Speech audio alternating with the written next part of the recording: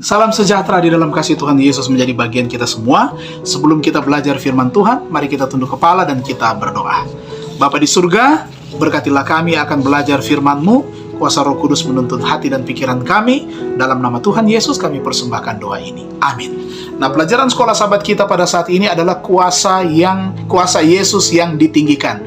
Diambil dari pelajaran surat Efesus 1 ayat 15 sampai ayatnya yang ke-23, di mana Paulus mendoakan jemaat Tuhan yang ada di Efesus agar mereka melalui kuasa Roh Kudus mereka dapat melihat kuasa yang Allah sediakan bagi mereka di dalam Kristus melalui beberapa peristiwa. Nah, peristiwa yang pertama adalah kebangkitan daripada Yesus Kristus.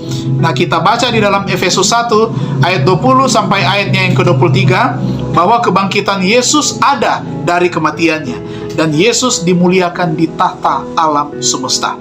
Kristus telah bangkit, maka kita memandang kepadanya hari ini untuk semua berkat Injil, termasuk kehadiran juga kuasa Roh Kudus di dalam kehidupan kita. Paulus memperingatkan kita agar tidak mengadopsi gambaran bahwa Kristus yang statis, tetapi justru Yesus katanya Yesus telah bangkit dari kematian. Paulus menggambarkan peninggian atau penobatan Kristus tidak hanya sebagai ilustrasi dari kuasa ilahi yang ditawarkan kepada orang percaya, tetapi sebagai sumber dari kuasa itu, bahwa Kristus telah bangkit. Dan ini memberikan harapan kepada kita juga, di balik kematian di dalam Kristus ada juga yang namanya kebangkitan. Kemudian poin yang kedua adalah Kristus di atas segala sesuatu. Kristus di atas segala sesuatu.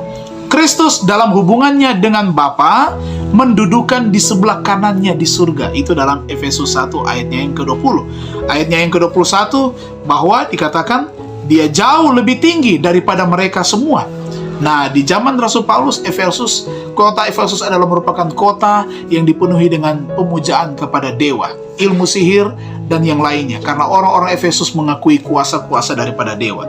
Nah, di sini menyatakan bahwa ternyata di balik kuasa-kuasa itu yang lebih besar kuasanya adalah Kuasa Kristus. Paulus menekankan kronologi tak terbatas dari pemerintahan agung Yesus. Kekuasaannya atas segala kuasa berlaku, bukan hanya di dunia ini saja, melainkan juga di dunia yang akan datang. Efesus 1 ayatnya yang ke-21. Kemudian peristiwa yang ketiga adalah Yesus, segala sesuatu, dan jemaatnya. Apa maksudnya? Bahwa ternyata Yesus adalah kepala dari jemaat. Segala sesuatu diletakkan di bawah kakinya. Kalau kita baca dalam Efesus 1 ayat 22, segala sesuatu telah diletakkannya di bawah kaki Kristus dan dia telah diberikannya kepada jemaat sebagai kepala dari segala yang ada.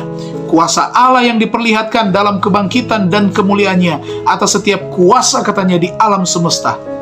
Allah telah memberikan Kristus yang telah menang kepada gereja yang bersatu dengan dia sehingga disebut tubuhnya. Tidak ada kuasa yang akan melemahkan dan mengalahkan manusia, karena kuasa Kristus lebih besar dari segala sesuatu, dan dia adalah kepala gereja. Kalau demikian, kita yang adalah jemaat, saya dan saudara, kita juga akan diberikan kuasa yang sama untuk mengalahkan kuasa-kuasa kegelapan. Kita akan dimampukan untuk meninggalkan kelemahan-kelemahan, dosa dan pelanggaran kita, dan kuasa-kuasa dunia tidak akan mengalahkan kita, karena Kristus telah menang dan kita juga akan mendapatkan kemenangan. Yesus, yang pertama, Yesus sudah bangkit.